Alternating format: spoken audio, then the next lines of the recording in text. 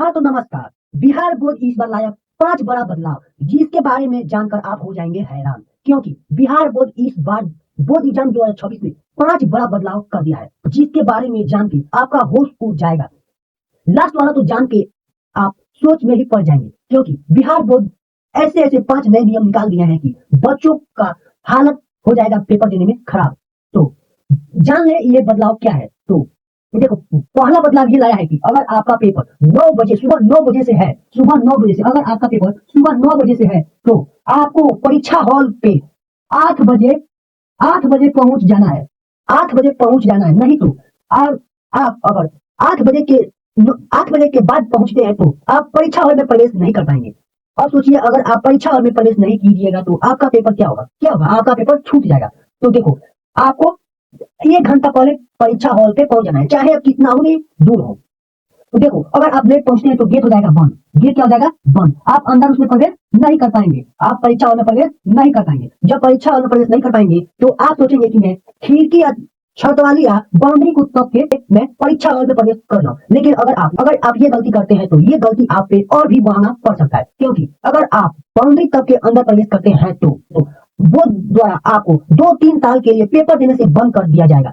अगर बोर्ड द्वारा अगर आपको 2-3 साल के लिए पेपर देने से बैन कर दिया जाए तो आप पेपर नहीं दे सकते हैं। तो इसके लिए आप घबराए नहीं। अगर आप पेपर में जाने से लेट हो जाते हैं तो आप 1 महीना बाद कंपार्टमेंट का एग्जाम होता है, उसे देकर आप 100 में 100 मार्क्स अपना ला सकते हैं। 100 में 100 मार्क्स कंपार्टमेंट का एग्जाम देकर ला सकते हैं। तो लेट हो जाए तो घबराए नहीं, आप कंपार्टमेंट के एग्जाम देके 100 में 100 मार्क्स ला सकते हैं। अब देखिए, ये रहा हमारा पहला बदलाव। दूसरा बदलाव ये आया है, तो दूसरा बड़ा बदलाव यह है कि आप जूता पहनकर नहीं जा सकते हैं। जूता पहनकर नहीं जा सकते हैं, परीक्षा हॉल में जूता पहन करके नहीं जा सकते।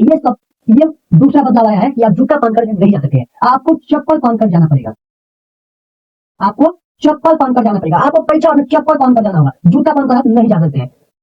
अगर आप जूता पहन करके जाते हैं तो परीक्षा हॉल के बाहर ही आपका जूता निकलवा दिया जाएगा। उसके बाद आप बिना चप्पल जूता के ही पेपर देने जाएंगे। तीसरा बड़ा बदलाव यह है कि एक सीट पे मात्र 2 बच्चे ही बैठेंगे, एक इस कॉर्नर पे और एक इस कॉर्नर पे। ये मान लो बेंच है तो एक कॉर्नर पे एक बच्चा बैठेगा, एक कॉर्नर पे एक बच्चा बैठेगा। मात्र एक बेंच पे 2 बच्चे ही बैठेंगे। अब देखो क्या होगा हाल जब 2 बेंच पे 2 बैठेंगे। तो अब इससे भी तो लास्ट वाला नियम और कठिन है। अब देखो, तीसरा नियम यह है कि आप एक बेंच पे मात्र 2 बच्चे ही बैठेंगे।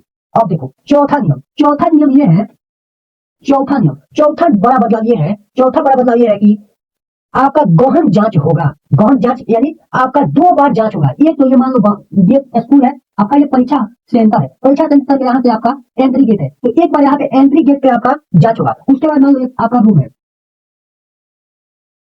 ये आपका रूम हो गया, ये रूम है। तो आपके रूम के बाहर अंदर आने से पहले आपका एक बार जांच होगा। तो 2 बार जांच होगा, एक बार गेट के पास होगा, एक बार पेपर हॉल के रूम के बाहर आपका 2 बार जांच होगा। एक बार होगा परीक्षा हॉल में प्रवेश करेंगे तब, और एक रूम में प्रवेश करेंगे तब। 2 बार आपका जांच होगा। पांचवा बदलाव यह है कि हर एक रूम के कॉर्नर पे 2-2 सीसीटीवी कैमरा लगा होगा। और सीसीटीवी कैमरा लगा होगा तो स्कूल से कनेक्ट नहीं रहेगा।